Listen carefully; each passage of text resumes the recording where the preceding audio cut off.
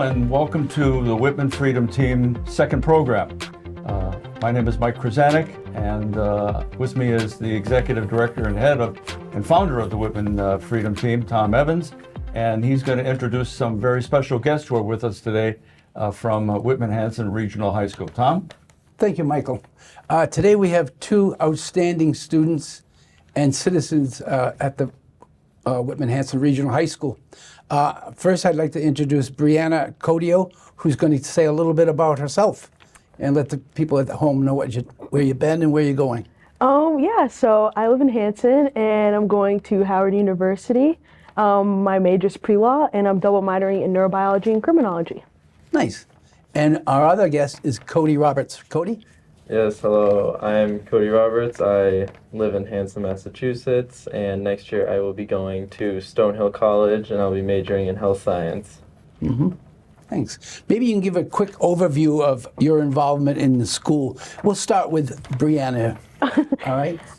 So I was president of National Honor Society, president of Student Advisory, co-president for Spanish Honor Society, and then publicity coordinator for student council, and then I did Best Buddies and Key Club, and I do track and field too.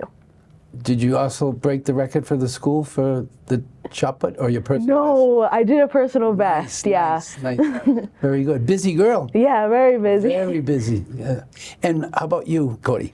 Yes, so I was in Best Buddies, I was the historian for Student Council, I was in Science Honor Society, I was in English Honor Society, and then I was in National Honor Society also, and then I was a 3-sport varsity athlete. Also, I was football captain, and then I did basketball and track. Wow. As you can see, folks, we have two of the very, very best all-around students at the high school. We're very pleased to have them. They're both members of the Whitman Freedom Team, by the way, the original. Mike?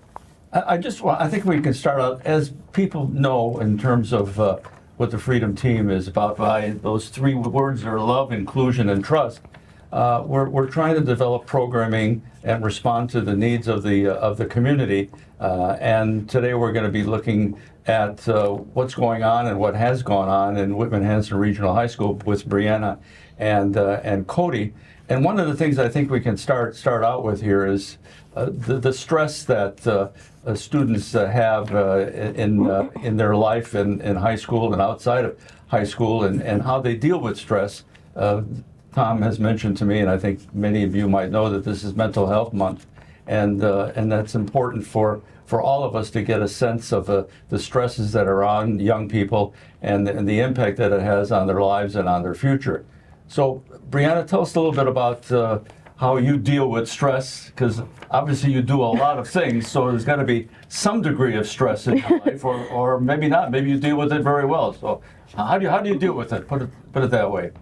So I try to stay on top of things to not cause as much stress, but when things do get stressful, I kind of just take a minute and just relax and then kind of reorganize myself and kind of figure out what should be my top priority and to my least priority. So that way I can just get through everything that I need to do and easily, fully, and with my utmost possibility. Yeah. Cody? Yeah, so personally, I'm someone who used to be super stressed and just struggled with getting tasks done when I was in middle school and elementary school. But now that I'm in high school, I've learned to do tasks like before they're due, like way before, which helps me be less stressed, helps me stay more on top of my tasks and everything like that. And also just writing down in like an agenda or like a little journal of things I need to do and get done throughout the day and throughout school. Some good strategies. Oh, yeah. Yeah. Brianna and Cody, have you come across fellow students who have been concerned with in terms of the stresses that they're dealing with, and maybe moving in a direction that could be dangerous to themselves and their families? Is that something that is possible to see in Whitman-Hanson, or have seen in Whitman-Hanson? Yeah, not outright. Some people, like close friends of mine, have talked to me about it, or some people who are classmates, if I just see them at work and I'm like saying, hi, how's everything? And they kind of like, you can just kind of tell that something's wrong. And it's like a lot of external factors. It's not just school work or school related things, but it's external factors that have caused school life to become more of a struggle. And I also find that they tend to kind of suppress emotions a lot, which isn't good at all, and they don't really they kind of keep moving instead of directly addressing the problem or how to fix or find a solution. So it is a very common thing at school, but it's not something you would have to go look for to find. And of course, there's counselors at the school as well, right? Yes. Who obviously must deal with that on a regular basis as well. Yeah. They have 5 counselors there, 3 school adjustment counselors at the high school, and there's other resources available. Can you cite a few that you're familiar with, or some of your friends may have had access to? Cody, would you think of anything? Yeah, so for me personally, I loved my school counselor, Mr. Amato, but also I went to like my coaches or like even teachers that I have like a close relationship with, and everyone is always there to help because they want you to be at your best, be your best self, so obviously you can strive and reach your goals. Nice. Yeah, I don't know if the public knows that there are that many services, and in today's world, I think it's appreciated the need for it. I think they think that some of those services begin in high school, when really, unfortunately, they begin way before that. So the fact that we do have some really expert people and caring people at the high school is a positive. Yeah, not everybody's so lucky, you know. How does it work in the high school? Do counselors go out and talk to young people that are there, or the door's always open, or how do they find out about that there may be a student with some issues that needs to be addressed? How do they go about that? So usually they have a way of they have a Google form that you can fill out to schedule in advance to speak with counselors, which always that gets filled up really, really fast. The door is always open, and then there's Ms. Rivera at the front desk, which she helps a lot, especially not just with adjustment and stuff, but with regular school like classes, or if you need supplies or anything, she's there too. I also find that the guidance counselors are really pushed to their limit, because there's 8 people, but that's not enough for the amount of students there at the building. I found myself like in times I'd be heading to lunch and there's somebody literally having a panic attack on the floor, but cannot get to a counselor because they're either in a meeting or meeting with somebody else. So it's I think it kind of comes up to us to help others a lot and reach out and work together to help each other, because it's really hard. It does tend to get hard to be able to find a counselor in time. Yeah. You kind of feel the same? Yeah, I feel the same way, because especially, like, obviously we had the tragedy happen last year, and they brought in other, like, school counselors, school resources to help, but I still feel like there wasn't enough connection to the students for it. They just kind of were, like, obviously they were making sure everyone's okay and stuff like that, then they would just, like, put them in the library and just have them stay there, like, kind of like excluded from everyone in a way, which they may have wanted to, but I just feel like they should have almost been more connected to the students, like constantly being with them, making sure they're okay. Yeah. You make a good point, because one of the things, I was at one of the school committees, Brianna, when you were speaking about some surveys you had done and so forth, and you shared some of the results of them and providing information for administration, which I think is really welcomed by any school district, and particularly Whitman-Hanson, who we're talking about. And they were able to take some of the information, some of the comments you made, and I think you did some surveys, didn't you? Can you speak to that?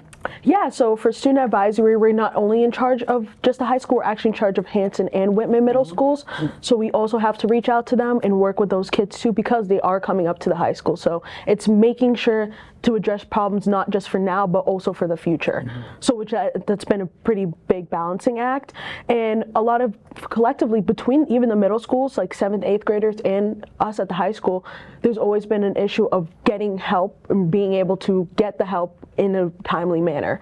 So touching upon that, we've worked with Mr. Simonak and a few of other board members to really bring light to that issue and to also bring more resources, because even though they haven't directly said anything, it's something that they do know and are aware of, and I hope continuously like they put more emphasis on it, because it's a really serious issue, and a lot of kids need help and a lot of kids need advice and some sort of guidance in any way.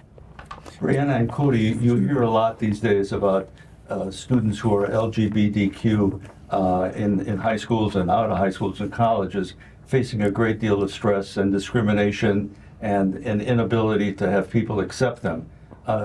Did you see that at Whitman-Hanson Regional, or is that not a problem that is of great concern? I wouldn't say, I haven't personally seen anything, even through my survey, like with my friends on the student advisory board, they have said, like, we've gotten comments where people are like, we feel welcome. Mm-hmm. We don't feel isolated or ridiculed or in any way. We just feel like you're not treated any different, and they think there's support there at high school. Yeah. One of the other things, again, at that particular school committee meeting, I was pleased not only with the administration, but the reaction and the response for the school committee, who was sitting there listening to high school kids who are living every day in the school and really were quite honest and frank about what they found. So appreciate that, you know. One of the things we always ask is that now that you've graduated and you're moving on, do you have any suggestions on how to improve the general climate of Whitman-Hanson Regional? Climate may mean the way people interact, the way they develop themselves personally, the way they view their teachers and administrators. Do you have some suggestions as alumni now? And you could say that there isn't, that everything is fine. I'm not saying that. I just don't know whether you can look back and say maybe we need more of this or less of that. Trying to think right now off the top of my head, I can't think of anything directly. I would think for sure maybe just more connection with the students, like directly, like, because obviously you get the teacher-student relationship, but I feel like most of the like higher staff above the teachers, people don't really have a connection with unless you talk to them about if you're in like a club or something like that. Mm-hmm. So I just feel like it's hard to build more relationships in the school besides the teacher-student relationship. Yeah. Brianna, everything okay? No, definitely not. Definitely not okay, but I can say that sometimes kids tend to rely on the school too much, to the point where if they don't feel like nothing's happening or getting help for them, they kind of give up. And I also want to say, for kids out there, like, you have to have a sense of responsibility. So if something's not happening, you need to act on it more, and instead of expecting just a school to kind of hold your hand in a sense, because it's a pretty big school, like they can only do so much. So if you really need something done, you need to just be more forceful, you need to be confident, and you need to definitely just open up and be somebody who's not going to let them just kind of push you aside, because that can happen to people. So it's just definitely stick your ground, and if you need something done, it can be done if you're just a little bit more forceful. Okay. The two of you appear to be quite sound and strong and self-confident. How about the shy person who's unable to do what you can do? In other words, come out and approach somebody. Do you ever see any of your students or fellow students like that? Yeah, I would say for sure you see them. Even just like walking the halls, you can see the people that like walk alone or like sit at lunch alone. And obviously, like, people don't, like, nowadays, they don't really try to say hi, make new friends, or like go out and meet new people. That's kind of why the reason I joined Best Buddies is because I wanted like everyone to feel like they're part of like the school community, because I feel like at times the people like in the special education rooms, they can feel like they're alone, they're separate from the whole school. But I just want to like help them know that they're part of our school community. But also not only the special education students, just the people that are not as outgoing and confident, like Brianna said, like in themselves. Mm-hmm. So it's obviously hard to make everyone feel included, but I feel like we can definitely try our best moving forward to try and help everyone out. Brianna, when you came from your other school, charter school, how did you feel welcomed? What was the difference? Are you glad you made the choice? Blah, blah, blah. So I would say South Shore Charter is incredibly diverse, like not only from towns, but also to people. So you have people from all over the country that are there at the school sharing their thoughts and opinions. And I find that the kids are very more confident and comfortable there because since it's so diverse, they have more tools and opportunities for kids to meet each other, see each other, understand each other. Like there's weeks where they do represent your culture week, and you just wear who you are, where you come from, your traditions, and you share that with people. And they have like a Black student union there, which is not just geared for Black students, but it's for all people who have a voice, need to be represented, so that way they can shine awareness on it, so that way nobody feels like they're kind of secluded. So transitioning to Whitman-Hanson, it was not that bad because I stopped going to the women, like the Hanson school, like kind of schools. I stopped at 3rd grade, and coming back was not too hard because my parents and my mom and dad maintained me doing sports and doing basketball, YMCA. So I still knew people, but the transition wasn't too bad. I would say it was pretty easy, especially with the help of teachers and guidance counselors, especially with my classes switching and catching up on the curriculum, because it's a big difference on the credit wise. So I was pretty behind, so it was like a lot of catch up 10th and 11th grade, but it was pretty easy and it was very flexible. So you did very well, right? Did you find the academics were more challenging at the regional high school? I would Traditional ones. I wouldn't say that they were much different. I would say, yeah, they were more challenging. But the big difference was at my charter school, there was more kids in the classes. And I also found that teachers, it's like a lot, the difference is like, we call teachers by their first names at my old school. So you're instantly friends with them. So it's like, I feel like kids were more approachable towards teachers. And and it wasn't like, oh, don't get this teacher, get this teacher. It was more of like, it's like whoever you get, you're still going to have an opportunity to become close with them, to work with them, and to have be able to shine in your own way. And at Whitman-Hanson, it's kind of hard to do that since it's like quadruple the size from like to almost 300 students to over 1,000. Yeah. So it's hard for teachers to make those connections, and that's where it comes up to you to be able to reach out, to talk, and to communicate. But I would say it's been pretty nice. Like the bigger school, there's a cafeteria, a gymnasium, a football team, like the classic high school experiences. It's been pretty fun. Yeah. By the way, you can call, this is Tom and I'm Mike, so you can call us by our first name. Right, Tom? That's right, Mike. I call him Mikey. That's all right.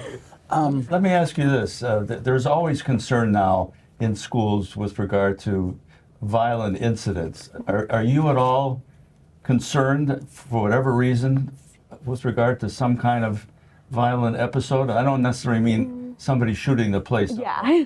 But I mean, when you go in the front, what do you have to do to get into the school? You just go through the front doors. I don't think going into school like I'm scared or anything. There's no sense of like worry. It's more like, oh, I gotta wake up this early to come here. But it's definitely like, I don't feel unsafe. You know, we have a security officer, we have trained staff, so it's nothing too concerning. Yeah. So there hasn't been an incident, I don't want to get into it, but I mean, there hasn't been incidents where there was a concern? Oh, there 100% has, and there's also incidents that some students don't know about that I've unfortunately have found out about that were not communicated. So sometimes the school either communicates it or they don't, and they're kind of picky and choosy on it, so it's kind of uneasy for some parents, I can see, because even with my mom, she was just like, whoa, what's going on here? Like, is it like this every day? And no, it's not. And they tend to shed light on certain things than others, which is not something you should do. You should constantly be in communication with the parents and tell them whether it's good or bad, what's going on. What ways do you think that Whitman-Hanson has prepared you for the university or the college that you're going to? I think they've prepared good. My biggest thing that they prepare us for is with the AP classes, because obviously it's a college level class, it's a faster class, so I feel like taking those classes have prepared me more for what the speed's going to be like in college, and also that you don't have a lot of leeway in those classes, which you definitely won't have in college. So I think especially those classes has really prepared me. But also at times it's like they give you homework and it's like you just kind of do it on your own, which is what it's going to be like all my next 4 years. So I feel like that definitely prepared me well. It's amazing. 17, 18-year-olds, a lot of times they're under the thumb of the parents. Parents will say, do your homework, do this, do this. You're going to be on your own. Self-discipline, are you? Both? You sound like you are getting so much done. Yeah, I'd say definitely. That's a real strength. It's a real strength.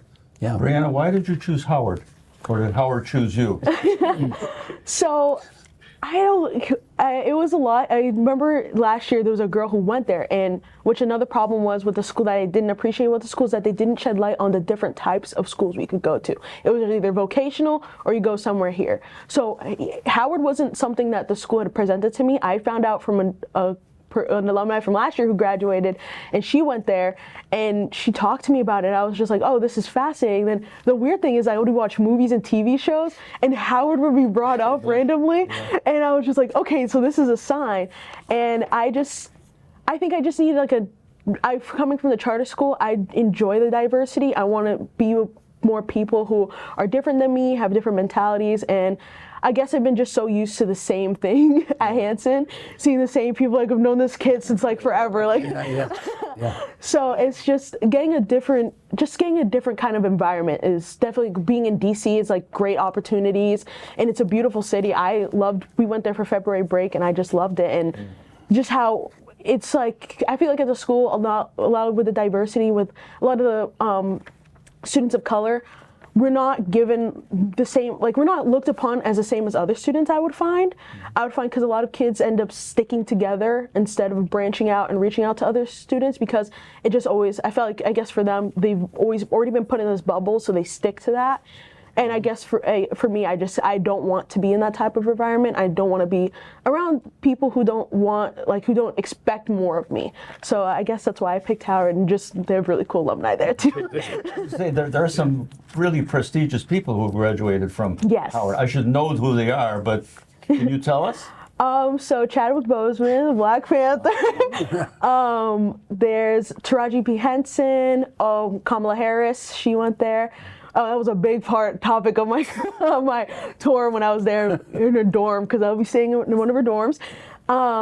There's Thurgood Marshall, and I think I'm like blanking now, but No, it's I like don't want to put you on the spot, but I know there's some heavy hitters. Yeah. Like the current vice president. Yes.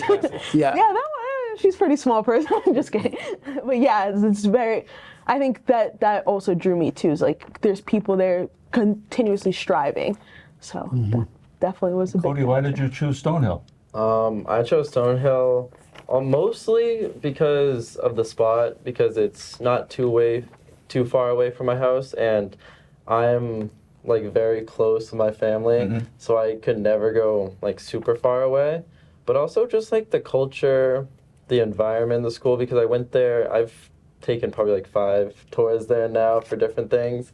And just walking around, like different students saying hi, even though they don't even know me, and I'm not even going to school yet at that point. So just the environment, everyone seems so friendly. And also I got to meet with a few of the teachers, and they're just very accepting to everyone. They're like willing to talk about anything. So that was a beautiful campus. It's it's beautiful an campus. amazing campus. And I like that it's like very open. Yeah, you like it. Yeah, I just love it. Did either one of you ever attend PCC, which was at Stonehill the last few years? I don't think it's in existence anymore. Project Contemporary Competitiveness? The only thing I did at Stonehill was a summer camp that they had, and it was like a bunch of us kids, and they had like a cooking class, a forensics class, and stuff. That's the only kind of connection I had to Stonehill. Yeah, it's a wonderful program for I did not know. 8th and 9th graders, yeah. I know we mentioned before we went on the air that you're going to be majoring in Oh, pre-law, yeah. pre-law And then the double minor in criminology, neurobiology, yes. with a career in what? So Or is it criminal too early to defense. ask that question? So I'm looking at criminal defense law, which is like always like I want to be an attorney, so that'll be just like that's always been fascinating to me, especially with my internship I started last summer, and going to courts and meeting people and just seeing how people act is just like kind of fascinating to me. And I also noticed that like my top subjects between psychology and anatomy were the brain. So I was like, you know what, I guess I can probably work with this. It's like I'm definitely into it. And I also think going into contract law, it's like not too specific, but something like that, yeah. Cody? Yeah, so I chose to major in health science. At first, I was going to major in psychology, but my whole life I've been kind of fascinated by like the human body and the working of it and everything. And then this year in anatomy, more towards the end of the year when we started getting into like the more whole body talk, I was more intrigued in the whole entire body, not just the mind. So that really just steered me that way. So actually about like 3 weeks ago, I switched to my major to health Really? science. Oh, Yes. oh. And I am hoping to become a PA, which physician's assistant. It's like 6 years of school, so not too much, but also just enough time to get all the right information. So we can come see you for Of good course, health yeah. when we need it, right? Of course, anytime. Tom, we only have about 3 minutes or so. I don't know if you want to talk a little bit about. I do have one more question before I get asked. Okay. Okay. You both are on the Freedom Team, and I recruited through the high school. I asked for two great people, and I had met you at the rainbow painting at the middle school, Yeah. and that was my first contact. And I was very pleased to find out it was you. Why did you join, and what do you feel about the Freedom Team as a young adult? So honestly, I've just always been about inclusion and everything, and just trying to make everyone feel like they're one in their community, because I don't feel like anyone should be alone or see themselves as excluded in any way possible. So once I heard about it, I was all in, because it's just something I've always wanted and always been raised to believe that way. Nice, nice. Brianna? For me, as like just a person of color, just giving people who look like me a voice, and just seeing somebody like me that gives them the opportunity to, oh wow, that's something I can do too. So it's just like kind of be like a mentor, like sort of thing. I know, kind of narcissistic. I don't know if that's narcissistic of myself, but just like giving up kids who an opportunity that they could look into and probably grow upon. You don't have to worry about being successcel. Believe me. You've We hope there's going to be a Howard Freedom Team. Yes. Well, Mike did want me to mention that we have a brochure out. We were at the Whitman Day last Saturday, and we were able to pass out quite a few flyers. And the flyers basically explains what the Whitman Freedom Team is. And I want to thank South Shore Vocational School for printing this at a real savings to us. And we will have these available. I'm going to ask some of the merchants in town if they would allow us to put some on their counters and so forth. But in the back of it, it has our QR code. You can just take a picture of that, and then you can get all the information. Our web page is all lowercase, whitmanfreedomteam.org. And so you can go there and you can look at the information. We are planning on doing something very similar to the other 6 Freedom Teams, except I think our focus is more educating the community and trying to bring some services and resources available to people who might not know it, what are available. And part of the groups we're talking about we're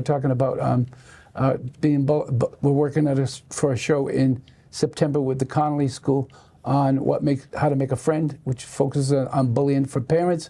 And then another one, we're going to talk about immigration. We have some people who work in the system who can lend us a lot of information about what are available and how can we help people who are new to the community access the post office or the banks or whatever it might be that they have a problem with, or maybe they're not familiar with. So that's what our goal is, and we live by LIV, and we hope that people will embrace us. And I think we have a pretty good start, but we got a long ways to go. A long ways to go, Mike. Yeah.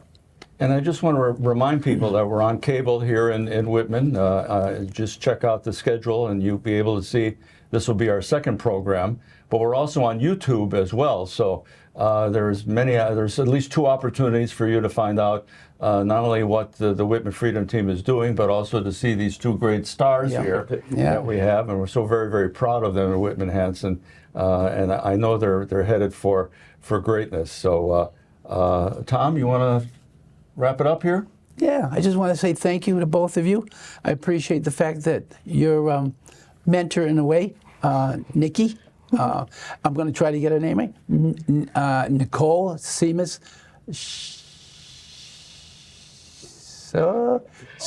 Nickowitz. What is it? Schnitzowitz. Dr. S. Dr. S. That's a better way of saying it. That's a better way of The saying it. heck of a Dr. lady. S. Yeah, she's the best. She's the best. No, that's right. I say that in jest. She helped us really put this is. together. This, Yes, yes.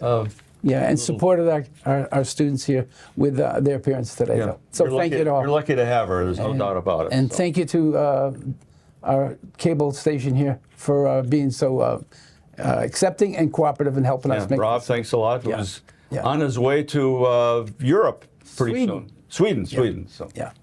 Anyway, so thanks very much. And again, we really appreciate any support you can provide the Whitman Freedom Team. It's right there.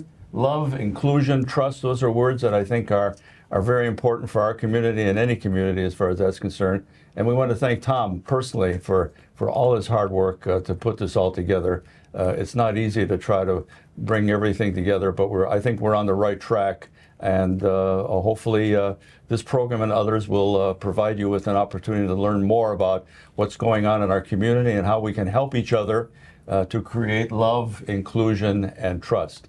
So for Tom Evans and for Brianna and for Cody, this is Mike Kryzanek saying thanks for watching.